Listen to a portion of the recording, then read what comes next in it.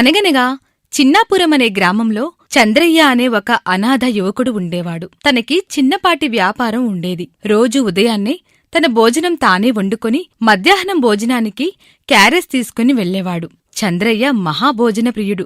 ఒకరోజు, ఒక అరకిలో టమాటాలు, పావుకిలో ఆలుగడ్డలు, పచ్చిమిర్చి, కొత్తిమీర ఇవ్వమ్మా. ఇదిగోనయ్య సాంత్రం, ఇలా వంట నువ్వేసేసుకుని సేతులు కాల్చుకోపోతే పెళ్లి చేసుకోవచ్చుగా. నీ పెళ్ళం వచ్చి ఉంటుద్ది. దేనికైనా సమయం రావాలి. సరే, ఎంతైందో చెప్పు. మొత్తం 2 రూపాయలు. నేను ₹1/2 ఇవ్వాలి.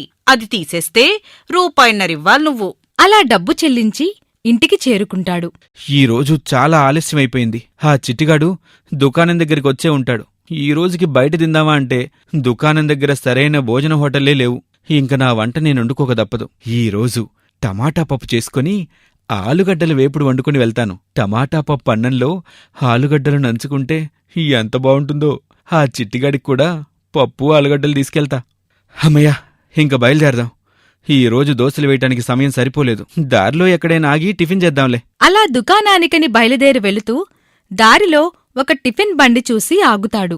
రమేషు, ఒక మంచి ఉల్లి దోశై, ఎర్రగా వేగి పేపర్లాగా ఉండాలి. త్వరగా కానివ్వు, అసలే ఈరోజు ఆలస్యమైంది. నీకసలు బయట తినటం ఇష్టం లేదు కదా. ఈరోజేంటి నా దగ్గరకొచ్చి తింటున్నావు? ఇంట్లో టిఫిన్ వండుకోలేదా ఏంటి? ఈరోజు కూరగాయలు తెచ్చుకునేసరికి ఆలస్యమైపోయింది. అవన్నీ నీకెందుకు గాని, నువ్వు కానివ్వు. ఆలస్యమైందని చెప్పాగా.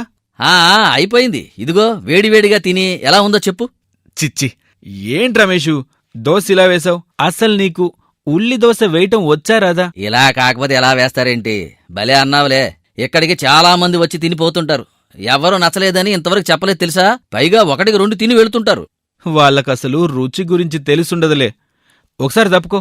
నీకు ఉల్లి దోశ ఎలా వెయ్యాలో నేను నేర్పిస్తా. మొదట పిండి బాగా కలిపి ఇలా పెనం మీద వెయ్యాలి. పల్చగా వచ్చేదాకా పెనం మీద ఇలా వెయ్యాలి. ఇప్పుడు ఉల్లిపాయలు, కొంచెం కొత్తిమీర, కొంచెం కారం చల్లాలి. కొంచెం దోరగా కాలిన తర్వాత తీసి తింటే ఇదెలా ఉంది చూడు. నువ్వేసిన దోశకి నేనేసిన దోశకి తేడా. నేను వేసింది ఇలానే ఉంది కదా. నీకేదీ ఒక పట్టాలు నచ్చదు. తిని బయలుదేరు. ఆలస్యమైంది అన్నావు. తీరా చూస్తే ఇక్కడ దోశలు వేసుకుంటూ కూర్చున్నావు. అవును, ఇప్పటికే ఆలస్యమైంది. సరే, నేను వెళ్తున్నా. ఇవాళ శుక్రవారం. డబ్బులు ఇవ్వకూడదు.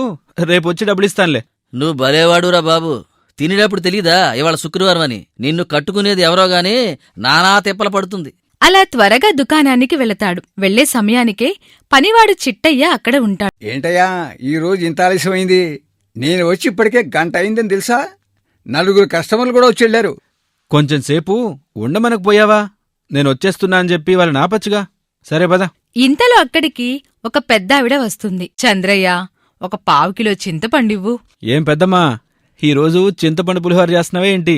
చేస్తే నాకు కొంచెం సాయంత్రం తీసుకొనిరా. ఇంక సాయంత్రం నేను వంట వండుకునే బాధ తప్పుతుంది. నీకెప్పుడు తిండిగోలే. పులిహోర వండడం లేదు, చింతపండు చారు పెడుతున్నా. అయినా రోజంతా ఇక్కడ కష్టపడి మళ్ళీ ఇంటి దగ్గర వంట వండుకోవడం అంటే కష్టం కదరా. పెళ్లి చేసుకో.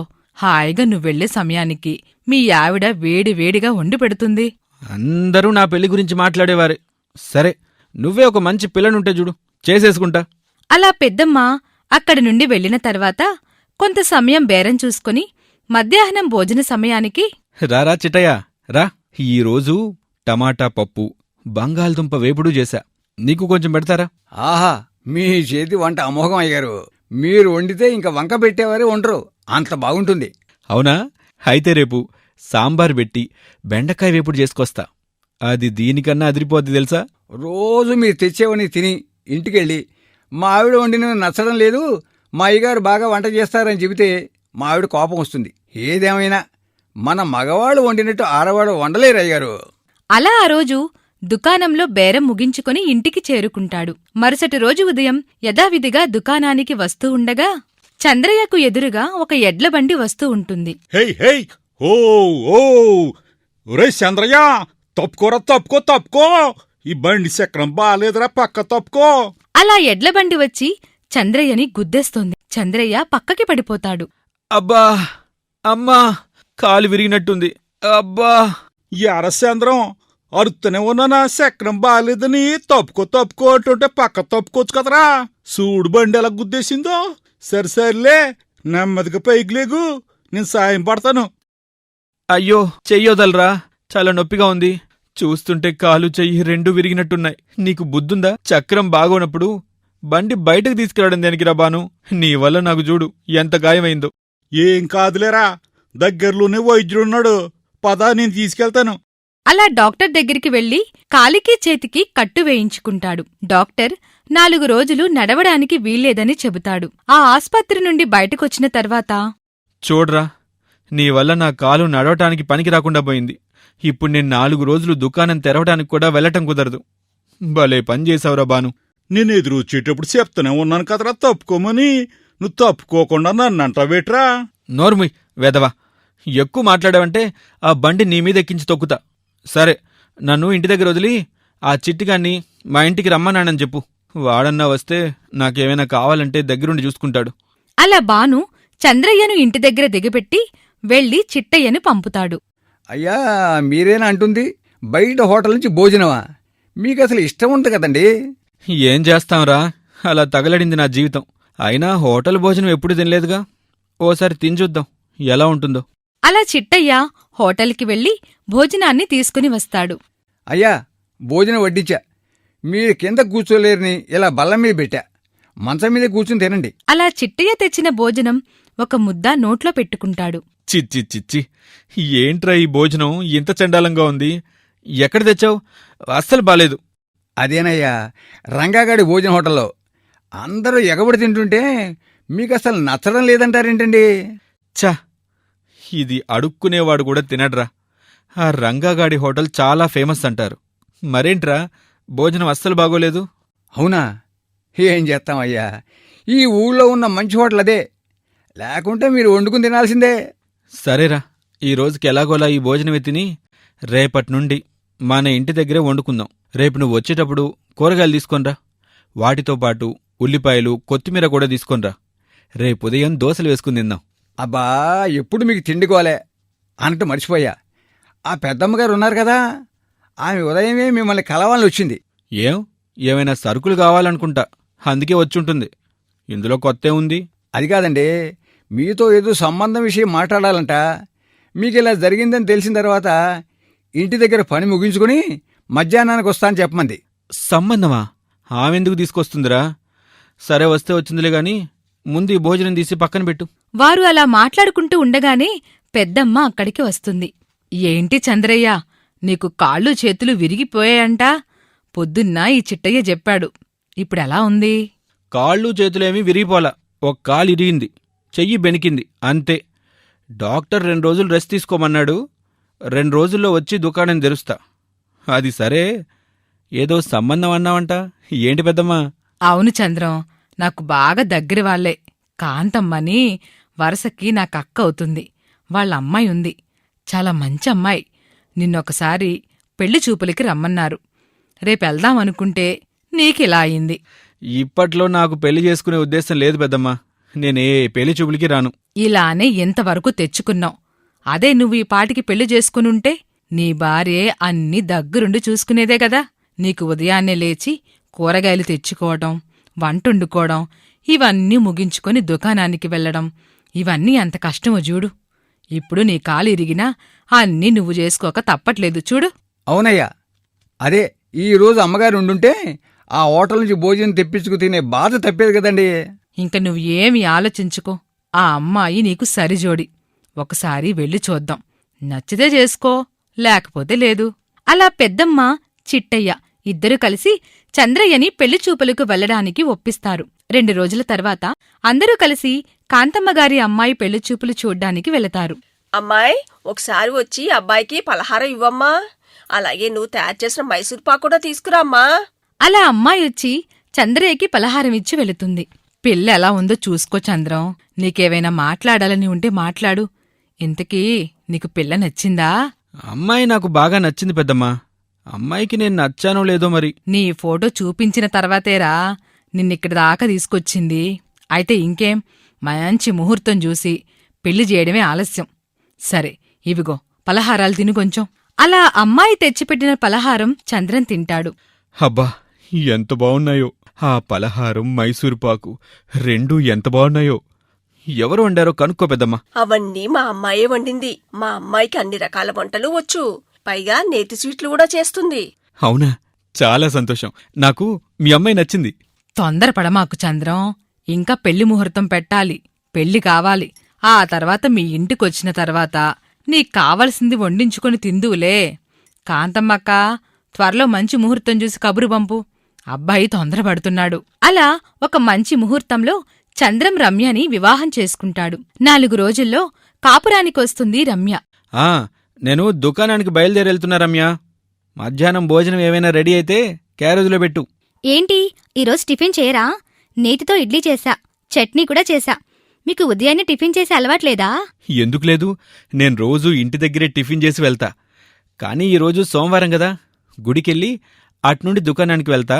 నువ్వు క్యారేజ్ కట్టేసివ్వు. అలా మధ్యాహ్నం భోజనం క్యారేజ్ కట్టి తీసుకుని వస్తాడు. మధ్యాహ్నం వరకే వ్యాపారం చూసుకొని భోజన సమయానికి ఎరా చిట్టయ్యా, ఈరోజు విశేషమేంటో తెలుసా? మీ అమ్మగారి చేతి వంట మొట్టమొదటిసారిగా తింటున్నారా? ఆహా, ఇన్ని రోజులకి మీ కష్టాలు తీరిపోయాయన్నమాట. ఇంకెందుకండి ఆలస్యం, తినండి. అలా ఒక ముద్ద తీసుకొని నోట్లో పెట్టుకుంటాడు చంద్రం. ఒక్కసారిగా వాంతి వచ్చినట్టు అక్కడి నుండి బయటకొచ్చి కక్కుకుంటాడు. అయ్యగారా, ఏమైంది? అయ్యా, ఏంటి వాంతి చేసుకున్నారు? ఏమైంది? అయ్యో, భోజనంలో ఏదో కలిసినట్టుందిరా. రుచి అస్సలు బాగోలేదు. ఒకటి వెయ్యిబోయి ఇంకోటి వేసిందేమో. అస్సలు తినబుద్ధి కావటం లేదు. సరే వదిలే, సాయంత్రానికి ఇంటికెళ్ళి తింటాలే. అలా దుకాణంలో పని ముగించుకొని సాయంత్రానికి ఇంటికి చేరుకుంటాడు. ఏమండి, నేను వండిన వంట ఎలా ఉందండి? మీకు నచ్చిందా? నాకు నచ్చింది గాని నువ్వందులో ఒకటి వెయ్యిబోయి ఇంకోటేమైనా వేసావనుకుంటా. కొంచెం తేడా వచ్చింది అంతే. అలా ఏమీ లేదే, నేను తిన్నానుగా. మధ్యాహ్నం నాకు బానే ఉంది. సరేలే, నేను తీసుకెళ్లిన క్యారేజీ ఏమైనా తేడాగా ఉందేమో. సరే మరి, భోజనం వడ్డించమంటారా? రెడీగా ఉంది. వడ్డించు. మధ్యాహ్నం కూడా సరిగా తినలేదు, బాగా ఆకలేస్తుంది. అలా రమ్య భోజనం వడ్డిస్తుంది. ఒక ముద్ద నోట్లో పెట్టుకున్న వెంటనే మళ్ళీ బయటికి వెళ్లి వాంతి చేసుకుంటాడు. ఏమైందండి? ఏమైంది? ఏమీ లేదు, నాకు కొంచెం ఆరోగ్యం బాగోలేదు, అందుకే వాంతి అయినట్టుంది. సరే, నువ్వు లోపలికెళ్ళి తిను, నేనిప్పుడే వస్తా. అలా రమ్య లోపలికి వెళ్ళగానే ఏంటి, వీళ్ళమ్మ ఈమెకి అన్ని వంటలొచ్చని చెప్పింది, ఈమెమో ఇలా వండుతుంది. అసలు నోట్లో ముద్దే పెట్టుకోలేకపోతున్నాను. కొంపదీసి ఈమెకి అసలు వంటే రాదేంటి? అలా మరుసటి రోజు ఉదయం రమ్య మరల టిఫిన్ చేసి పెడుతుంది. చంద్రానికి అస్సలు తినబుద్ధి కాదు. ఏమీ మాట్లాడకుండా రమ్య ఇచ్చిన క్యారేజ్ పట్టుకుని దుకాణానికి వస్తాడు. అయ్యగారు, మీకెలా ఉంది? బాగానే ఉన్నారా? అదే నిన్న వాంతి చేసుకున్నారు కదా, ఎలా ఉన్నారా అని. ఏంట్రా చిట్టయ్యా, నేనేదో ఊహించుకొని పెళ్లి చేసుకుంటే నాకు ఇలాంటి అమ్మాయి దొరికింది. నిన్న మధ్యాహ్నం వంట పొరపాటున వండిందేమో అనుకున్నా. నిన్న రాత్రి కూడా అలాగే వండింది. నాకసలు నచ్చడం లేదురా. అవునా అయ్యా, మీరసలే భోజన ప్రియులు. మీకిలా జరుగుతుందని నేను అస్సలు అనుకోలేదు. సరే, ఆ క్యారేజీ ఈ రోజుకి నువ్వు తినేసే, నాకు ఆకలిగా లేదు. అయ్యో బాబోయ్, నా వల్ల కాదయ్యారు. నేను పొరపాటున నిన్న మీరు వదిలేసిన క్యారేజీ తీసుకు తిన్నా. నాకు 2 వాంతులయ్యాయి. ఆ విషయం మీకు చెబితే బాధపడతానని చెప్పలా, అంతే. అయినా నా క్యారేజీ నేనే తినకుండా ఇంటికి తీసుకెళ్తే అదే క్యారేజ్తో నా బుర్ర పగలగొడుతున్న మా ఆవిడ. నాకు వద్దులేయ్యా, నా క్యారేజీ నేను తింటా. అయితే వెళ్ళి ఆ రంగగాడి దగ్గర భోజనం కట్టించుకురా. ఆ రంగగాడి భోజనం అడుగు తినేవాళ్ళు కూడా తినరన్నారు. మరి ఇప్పుడు అదే భోజనం తెమ్మంటున్నారు? ఏం చేస్తాన్రా, 2 రోజుల నుంచి భోజనం లేదు. తినకపోతే చచ్చేట్టున్నా. ఆడి హోటల్కి వెళ్ళి పట్టుకురాపో. ఆ రోజు సాయంత్రం ఇంటికి వెళుతూ ఈ క్యారేజీ నిండుగా ఉంది, తినలేదని తెలిస్తే బాధపడుతుంది. దీన్ని ఎవరైనా అడుక్కునేవాడికి ఇచ్చేస్తే పోద్ది. అక్కడెవరో అడుక్కునేవాడున్నాడు, వెళ్ళిద్దాం. ఇదిగో బాబు, క్యారేజ్లో భోజనం ఉంది, తీసుకుంటావా? ఎందుకు తీసుకున్నయ్యా? ఇదిగో ఇందులో వెయ్యండి. అలా ఆ రోజు మధ్యాహ్నం భోజనాన్ని అడుక్కునేవాడికి వేసేసి వెళ్లేదారిలో టిఫిన్ బండి దగ్గర టిఫిన్ చేసి ఇంటికి వెళతాడు. మరుసటి రోజు కూడా అలాగే భోజనం తీసుకుని అడుక్కునేవాడికి ఇవ్వబోతాడు. అయ్యా అయ్యా అయ్యా, మీ భోజనం వద్దయ్యా, దయచేసి మీరే తీసుకెళ్ళిపోండి. ఏమైంది, ఎందుకొద్దంటున్నావు? తీసుకోవచ్చుగా. అయ్యా, నిన్న మాటల్లో చెప్పలేనయ్యా, దయచేసి మీరిక్కడి నుండి వెళ్ళిపోండి. బాబాబు, నీకొక రూపాయి ఇస్తారా? దయచేసి భోజనం తీసుకోరా. మీరు 10 రూపాయలు ఇచ్చినా నాకు ఈ భోజనం వద్దండి. ఇక మీరెక్కడి నుండి వెళ్తారా లేదా? అలా అక్కడి నుండి వెళ్లిన చంద్రానికి ఒక ఆలోచన తడుతుంది. ఇలా రోజు బాధపడేగన్నా అసలు నిజం రమ్యకి చెప్పేస్తే పోలా. అలా చంద్రం రమ్యకి జరిగిందంతా చెబుతాడు. నిజం చెప్పు, నీకు వంటొచ్చా రాదా? నాకస్సలు వంట రాదండి. కనీసం అన్నం వండడం కూడా రాదండి. నాకు వంట రాదని చెప్పినా వినకుండా ఆ పెద్దమ్మే పెళ్ళైతే అన్నీ సర్దుకుంటాలే అని చెప్పి మీకిచ్చి పెళ్లి చేశారు. నిజానికి మీరు పెళ్లి చూపులకొచ్చిన రోజు వండిన వంటలన్నీ మా అమ్మ వండినవే. నేనే వండానని చెప్పమన్నారు. నన్ను క్షమించండి. అసలు నిన్ను పెళ్లి చేసుకుందే నువ్వా రోజు వండిన వంట చూసి. మీరంతా కలిసి నన్ను మోసం చేశారు. నేనొచ్చేటప్పుడు వంటల పుస్తకం తెచ్చుకున్నానండి. 2 రోజులు సమయం ఇవ్వండి, మీకు మంచి మంచి వంటలు చేసి పెడతాను. పోనీలే, ఇప్పటికన్నా నిజం చెప్పావు. నువ్వు వెంటనే ఆ వంటల పుస్తకం పక్కన పడి నీకు వంట నేను నేర్పిస్తాను. ఆ రోజు నుండి చంద్రం అన్ని రకాల వంటలు రమ్యకి నేర్పుతాడు. నెమ్మదిగా భోజనప్రియుడైన చంద్రంకి మంచి మంచి వంటలు చేసి పెడుతోంది రమ్య.